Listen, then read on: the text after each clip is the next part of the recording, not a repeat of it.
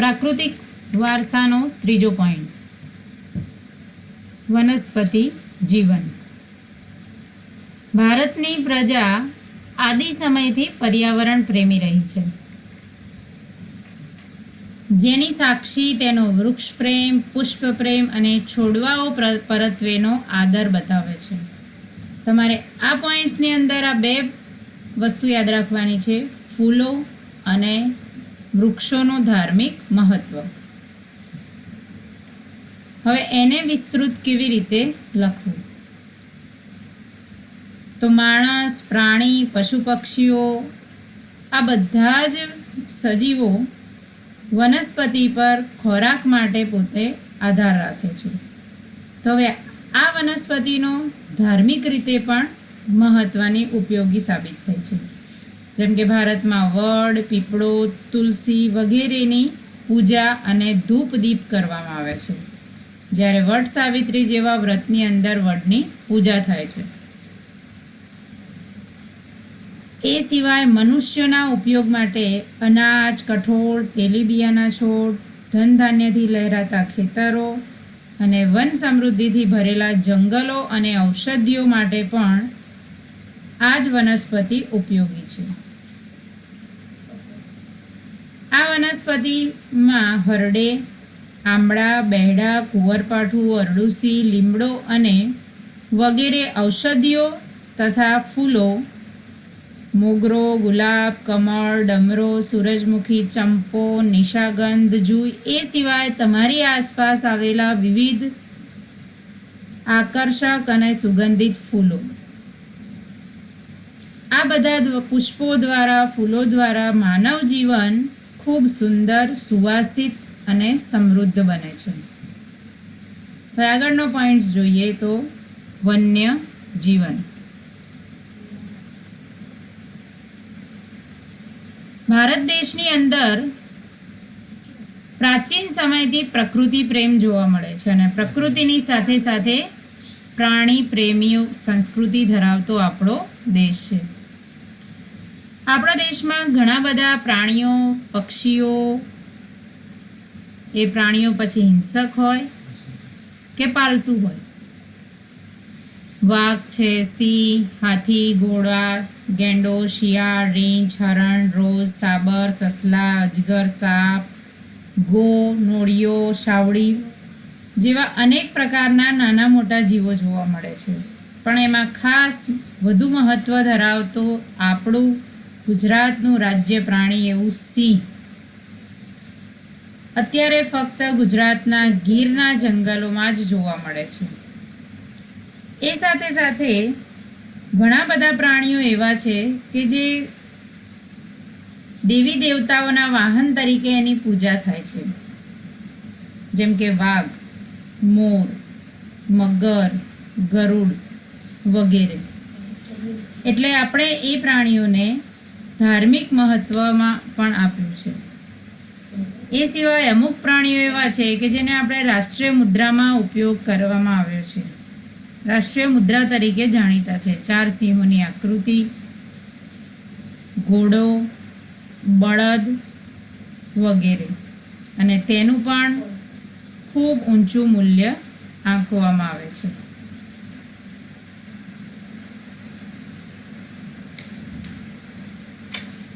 કોઈ અમાયને બંધ છે, બંધ છે, નહીં દેખાતું.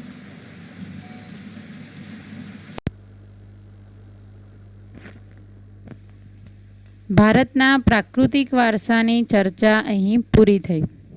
હવે જોવાનો છે ભારતનો સાંસ્કૃતિક વારસો. પ્રાકૃતિક વારસો હતો જે કુદરત દ્વારા નિર્મિત હતો, અને હવે એ જ રીતે જોવાનો છે ભારતનો સાંસ્કૃતિક વારસો. ભારતનો સાંસ્કૃતિક વારસાનો અર્થ જોઈએ તો સાંસ્કૃતિક વારસો એટલે માનવ સર્જિત વારસો. માનવીએ પોતાના ગુણે, બુદ્ધિ ચાતુર્ય, આવડત અને કલા કૌશલ્ય દ્વારા જે કંઈ પ્રાપ્ત કર્યું કે તેનું સર્જન કર્યું તેને આપણે સાંસ્કૃતિક વારસો કહી શકીએ. આપણા દેશની અંદર વર્ષો પૂર્વે આર્યોથી શરૂ કરી શક, ક્ષત્રપ, કુષાણ, હુણ, તુર્ક મુસલમાનો, અરબો, મુગલો, પારસીઓ, ફ્રેન્ચ, અંગ્રેજો, જેટલી પણ વિવિધ પ્રકારની જાતિ આવી એ બધી પ્રજાતિઓ પોતાની બુદ્ધિનો ઉપયોગ કરી આવડત અને કૌશલ્યોના ઉપયોગ દ્વારા ભારતની અંદર તેમની સંસ્કૃતિના વારસાની છાપ છોડીને ગઈ. અને આમ એમની સંસ્કૃતિ અને આપણી સંસ્કૃતિના આદાન પ્રદાનથી ભારતની સંસ્કૃતિ સમૃદ્ધ બની. ઘણા બધા વર્ષો પહેલાંથી જ ભારતની સંસ્કૃતિ અમૂલ્ય છે. જેનું એક ઉદાહરણ જોઈએ તો શિલ્પ સ્થાપત્યની કળા આશરે 5000 વર્ષ જેટલી પ્રાચીન છે. પહેલાંના સમયમાં શિલ્પ સ્થાપત્ય કલા, ચિત્રકલા જેવી વિવિધ કલાઓ, કાષ્ઠકલા જેવી કલાઓનું ખૂબ મહત્ત્વ હતું. સિંધુ ખીણની સંસ્કૃતિના પુરાતત્વ અવશેષોને પણ આ કલાના ભાગરૂપ ગણી શકાય. એ સમયના કારીગરો ખૂબ કુશળ હતા, જે પથ્થરમાંથી પણ જુદા જુદા પ્રકારની પ્રતિમાઓ, મૂર્તિઓ ઘડી દેતા હતા. જેમાં દેવી દેવતાઓની પ્રતિમાઓ, માનવ શિલ્પો, પશુઓ તથા રમકડા અને દાઢીવાળા પુરુષનું શિલ્પ તેમજ નર્તકીની મૂર્તિ જોઈ શકાય છે. અહીં છે દાઢીવાળા પુરુષનું શિલ્પ. એ તેનું એક ઉત્તમ ઉદાહરણ છે. એ જ સમય દરમિયાન મૌર્ય યુગમાં ઊંધા કમળની આકૃતિ ઉપર સિંહ અને વૃષભનું શિલ્પ, ભગવાન બુદ્ધની પ્રજ્ઞા પરમિતાનું શિલ્પ અને સારનાથની ધર્મચક્ર પ્રવર્તવાળી મહાત્મા ગૌતમ બુદ્ધની પ્રતિમા, તેની સાથે કાલખંડમાં જૈન તીર્થંકરોની પ્રતિમા અને રાષ્ટ્રકૂટ રાજાઓના સમયની ઇલોરાની ગુફાઓમાં આપણી સંસ્કૃતિના વારસા પ્રત્યે આદર અને ગૌરવ અનુભવાય તેવી બાબતો સ્થાપિત છે. આપણા સાંસ્કૃતિક વારસામાં કઈ કઈ બાબતોનો સમાવેશ થાય તો એમાં તમામ પ્રકારની શિલ્પ અને સ્થાપત્યોનો સમાવેશ થાય. પછી એ ગમે તે સ્વરૂપે હોય, મંદિરો, શિલાલેખ હોય, સ્તૂપ, વિહાર, ચૈત્ય, મકબરા, મસ્જિદ, કિલ્લા, ગુંબજ, રાજમહેલ, દરવાજા, આ બધી વસ્તુઓ પહેલાંના સમયમાં અસ્તિત્વ ધરાવતી હતી, જે અત્યારે પણ હયાત છે. અને અમુક વસ્તુ કે અમુક સ્થળો ઉત્ખનન ખોદકામ કરતાં પણ મળી આવેલી છે. આપણા સ્વાતંત્ર્ય સંગ્રામમાં ઐતિહાસિક સ્થળો જેવા કે સાબરમતી આશ્રમ, દાંડી, બારડોલી, વર્ધા, શાંતિનિકેતન, દિલ્હી, આ બધા સ્થળો પણ સાંસ્કૃતિક વારસા તરીકે જ ઓળખાવી શકાય. અને એ સિવાય ઘણી બધી શોધો, ભાષાની શોધ, લિપિ, અંક, શૂન્યની શોધ, સૌથી પહેલાં શોધાયેલ ગણિત, એમાં જુદા જુદા ભાગ, બીજગણિત, અંકગણિત, પંચાગ, ખગોળ, લોખંડ, સાહિત્ય, ધર્મયુદ્ધ શાસ્ત્રો, રથ, રાજ્યશાસ્ત્ર, પ્રાણીશાસ્ત્ર, વાસ્તુશાસ્ત્ર તેમજ પર્યાવરણની સુરક્ષાને લગતી ઘણી બધી મહત્ત્વની શોધો થઈ. આપણે આગળના વિડીયોમાં ભારતના સાંસ્કૃતિક વારસાની ચર્ચા કરી. હવે જોવાનો છે ગુજરાતનો સાંસ્કૃતિક વારસો. ગુજરાતના સાંસ્કૃતિક વારસાની ચર્ચા કરતાં પહેલાં એક વાત જરૂર કહીશ. તમારે આને યાદ રાખવા માટે અત્યાર સુધીમાં ગુજરાતની અંદર પહેલાંના સમયના રાજાઓના દ્વારા બાંધકામ થયેલા તમામ વસ્તુઓ, સ્થાપત્ય કલાઓ, એ સિવાય ભારતના ધાર્મિક સ્થળો, પ્રવાસન સ્થળો કે સમાજને અનુલક્ષીને થયેલા બાંધકામો બધાનું વિસ્તૃત વર્ણન કરવાનું છે. સાંસ્કૃતિક, પૌરાણિક અને પુરાતત્વીય મહત્ત્વ ધરાવતા સૌથી પ્રાચીન સ્થળો લોથલ, ધોળકામાં આવેલું છે. લીંબડીમાં આવેલ રંગપુર અને કચ્છમાં આવેલ ધોળાવીરા. આ સાથે રોજડી, રાજકોટમાં આવેલ મુખ્ય સાંસ્કૃતિક વારસાના સ્થળો છે. તે સિવાય ગુજરાતની અંદર વડનગરનું કીર્તિ તોરણ, જૂનાગઢમાં આવેલ સમ્રાટ અશોકનું શિલાલેખ, મોઢેરાનું સૂર્ય મંદિર, ચાંપાનેરનો દરવાજો, રુદ્રમહાલય, મુનસર તળાવ, જામા મસ્જિદ, સીદી સૈયદની જાળી, હઠીસિંગના દેરા, પાટણનું સહસ્ત્રલિંગ તળાવ, વડોદરાનો રાજમહેલ, જૂનાગઢનો મોહબ્બત ખાનનો મકબરો, નવસારીની પારસી અગિયારી. આ બધા સ્થળો ઐતિહાસિક મહત્ત્વ ધરાવે છે.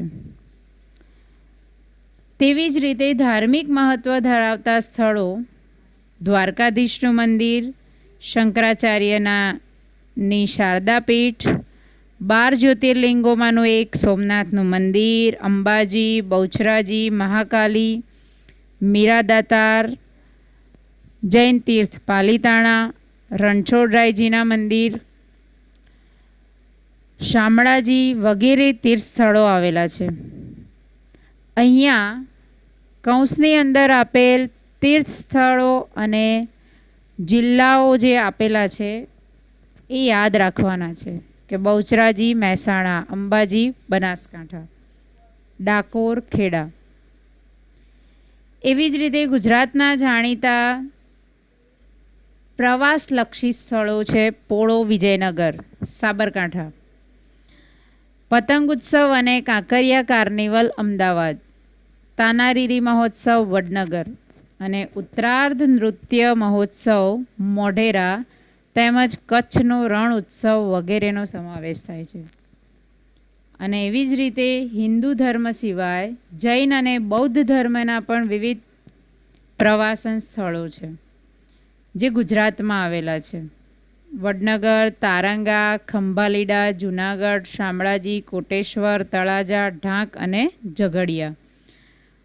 આ સ્થળોએ પણ બૌદ્ધ અને જૈન ધર્મની ગુફાઓ જોવા મળે છે. હવે આ છે ગુજરાતમાં ઉજવાતા પારંપરિક અને ધાર્મિક તેમજ સામાજિક મહત્ત્વ ધરાવતા મેળાઓ. મોઢેરા, બહુચરાજી, શામળાજી, ભાદરવી પૂનમનો મેળો, ભવનાથનો મેળો, તરણેતરનો મેળો, ભડિયાદનો મેળો, નકળંગનો મેળો, માધવપુરનો મેળો, વૌઠાનો મેળો. આ બધા જુદા જુદા પ્રકારના મેળાઓ છે.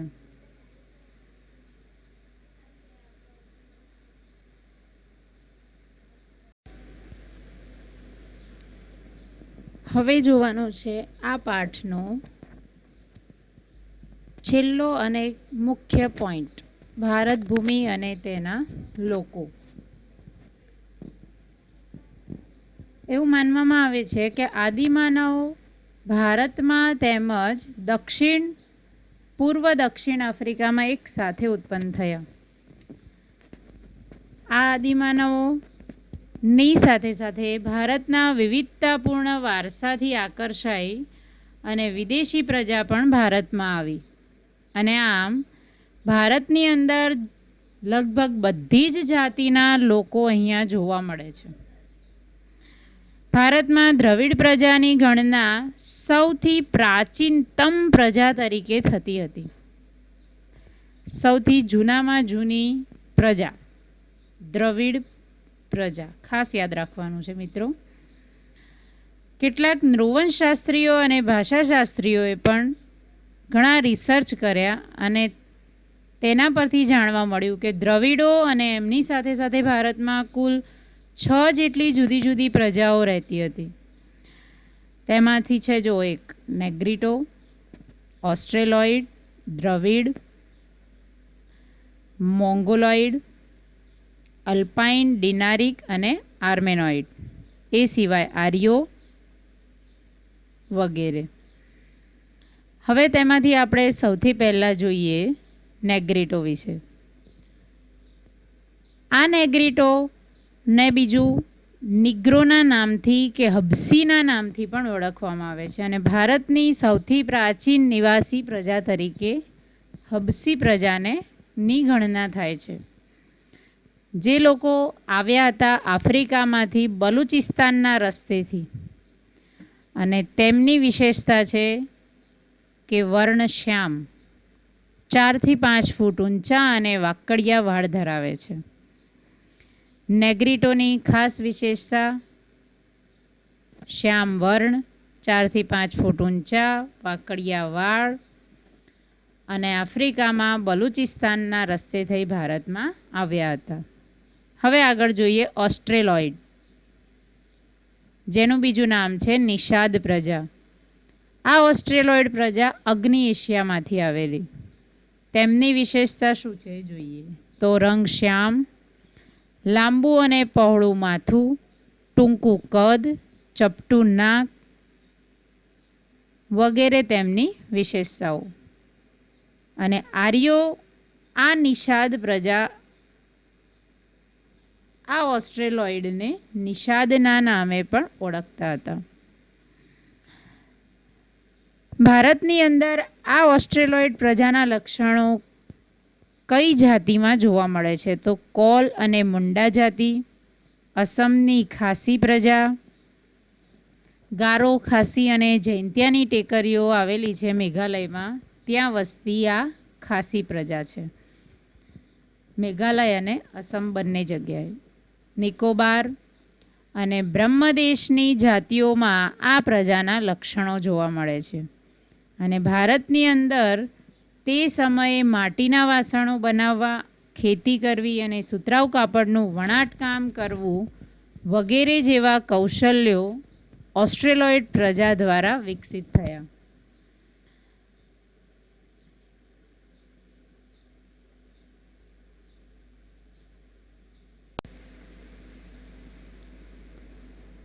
ભારતના લોકો, તેમાં નેગ્રીટો, ઓસ્ટ્રેલોઇડ અને હવે તેના પછી છે દ્રવિડ લોકો.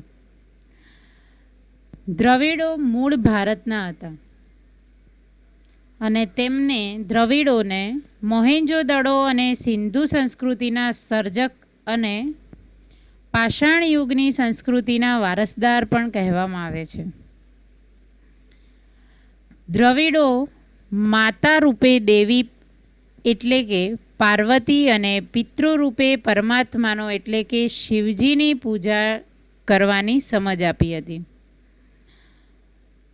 આમ દ્રવિડ લોકો દીપ, ધૂપ અને આરતીથી પૂજા કરવાની પરંપરા તેમના દ્વારા શરૂ કરાવાઈ હોય તેવું માનવામાં આવે છે. આ સિવાય આપણને પ્રકૃતિ પૂજા, પશુ પૂજાની ભેટ પણ દ્રવિડો દ્વારા જ મળેલી છે.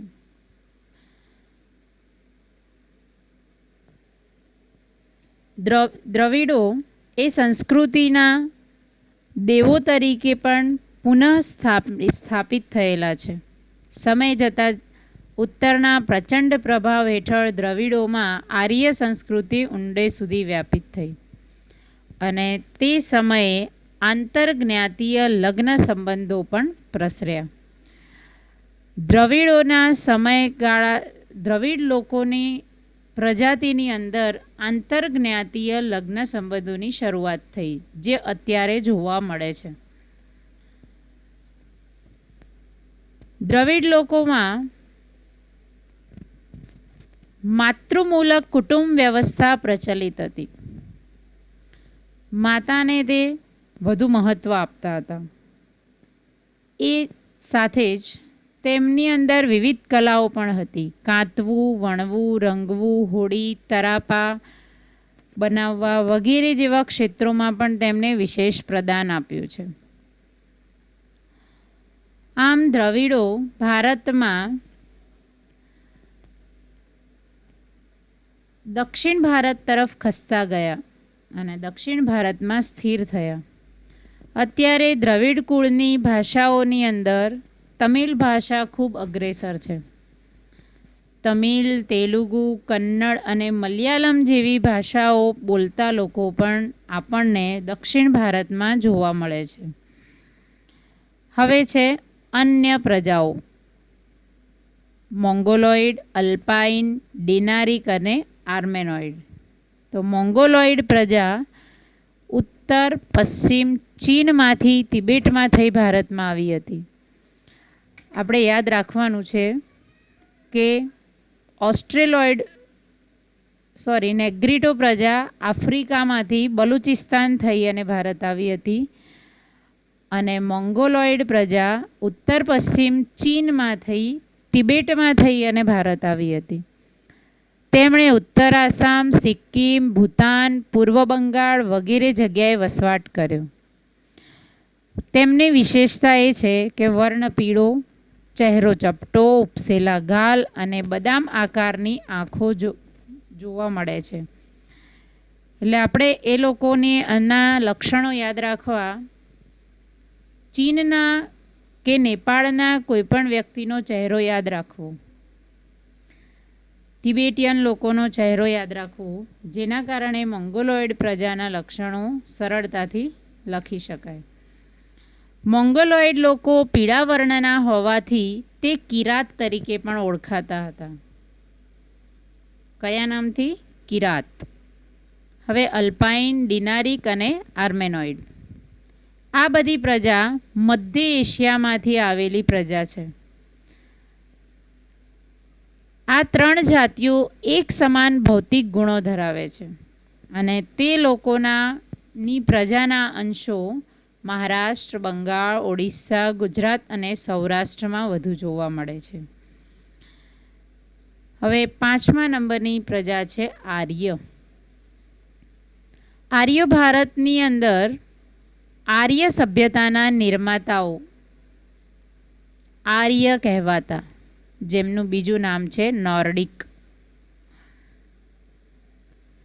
પ્રાચીન કાળમાં હિન્દુઓ આર્ય કહેવાતા અને તેઓની મુખ્ય વસ્તી જે પ્રદેશમાં હતી તે પ્રદેશોને આર્ય વર્ત કહેવાતા.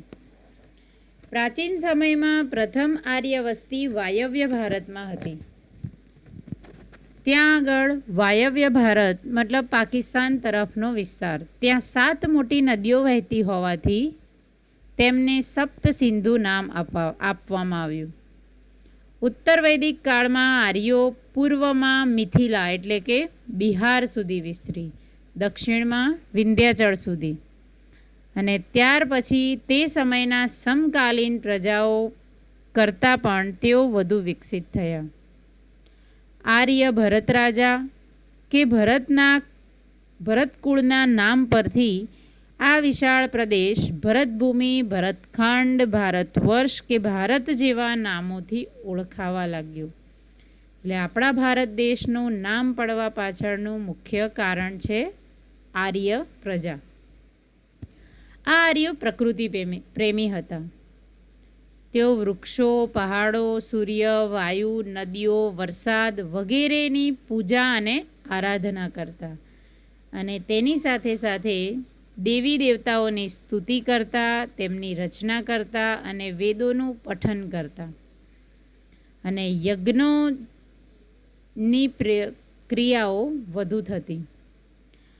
ભારતની અંદર આવેલી આ વિવિધ પ્રજાઓની સંસ્કૃતિના વિશિષ્ટ તત્વો અપનાવી લઈ અને સમન્વયી સંસ્કૃતિનું સર્જન થયું.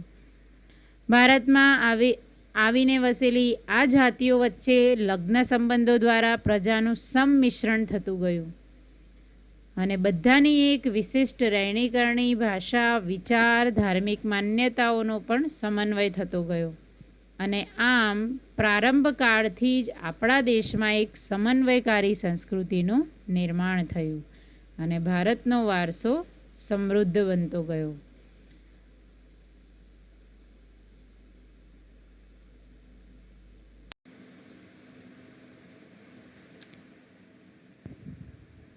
ભારતમાં વારસાઓના 2 ભાગ જોયા, પ્રાકૃતિક વારસો અને સાંસ્કૃતિક વારસો. હવે આગળ આ બધા વારસાઓને જાળવણી અને તેનું સંરક્ષણ, વારસાનું જતન અને સંરક્ષણ. તો ભારતને મળેલ વિવિધ વારસાઓ પ્રાકૃતિક, સાંસ્કૃતિક, આ બધા વારસાઓને કારણે ભારત રળિયામણું અને આકર્ષક બન્યું છે. ભારતને ગૌરવ પણ વધુ મળ્યું છે. આ ભવ્ય વારસાથી આપણા દેશને વિશ્વની અંદર પ્રતિષ્ઠિત અને ગૌરવભર્યું સ્થાન પ્રાપ્ત થયું છે. પણ જે ભારતનો વારસો અત્યાર સુધી રહ્યો તેને આગળ જતાં પણ સાચવવો એ આપણી નાગરિકોની જ પવિત્ર ફરજ છે. આપણા પ્રાચીન વારસાને કોઈ નુકસાન ન પહોંચાડે અને તેનું જતન કરે તે જોવાની જવાબદારી પણ ભારતના નાગરિકોની જ છે. આથી બંધારણમાં નાગરિકની મૂળભૂત ફરજો જણાવવામાં આવી છે. આપણી ફરજોની અંદર સૌથી પહેલાં છે કે આપણી સમન્વિત સંસ્કૃતિના મૂલ્ય, સમૃદ્ધ વારસાનું મૂલ્ય સમજવું અને તેની જાળવણી કરવી. બીજો છે આપણો પ્રાકૃતિક વારસો, જેવો કે જંગલો, તળાવ, નદીઓ અને વન્ય પશુ પક્ષીઓ. આ બધાની સાથે સાથે કુદરતી પર્યાવરણનું પણ જતન કરવું, તેને સુધારણા કરવી અને સર્વ જીવો પ્રત્યે અનુકંપા રાખવી. આપણો ભૌતિક વારસો એટલે કે જાહેર મિલકતોનું રક્ષણ કરવું, હિંસાનો ત્યાગ કરવાની ફરજોનો પણ સમાવેશ થાય છે. આમ પ્રકૃતિ દ્વારા જે પણ રમ્ય ભૂમિ દ્રશ્યો ભારતની ભૂમિ પર સર્જાયેલ છે તે ખૂબ જ સુંદર છે. તેની શુદ્ધતા આપણે સૌ સાથે મળીને જાળવી રાખીએ તે આપણી નૈતિક ફરજ છે. આપણે પ્રકૃતિને સાચવીશું તો જ પ્રકૃતિ આપણને સાચવશે. આમ પ્રકૃતિ દ્વારા ભારતને અઢળક સમૃદ્ધિ પ્રાપ્ત થઈ છે. આ પ્રકૃતિની વિશિષ્ટતાઓથી દરેક ક્ષેત્રોમાં વિકાસની આપણને તક મળેલી છે અને આમ આપણે આપણા વારસાનું જતન કરવું ખૂબ જ જરૂરી છે. થેન્ક યુ મિત્રો. અહીંયા આપણો ચેપ્ટર 1 ભારતનો વારસો પૂર્ણ થાય છે. હવે સ્વાધ્યાયમાં તમારે પ્રશ્ન 1 સવિસ્તાર ઉત્તર, પ્રશ્ન 2 મુદ્દાસર ઉત્તર, પ્રશ્ન 3 ટૂંકમાં ઉત્તરો અને વિકલ્પો સહિત આખું સ્વાધ્યાય પૂર્ણ કરવાનું છે.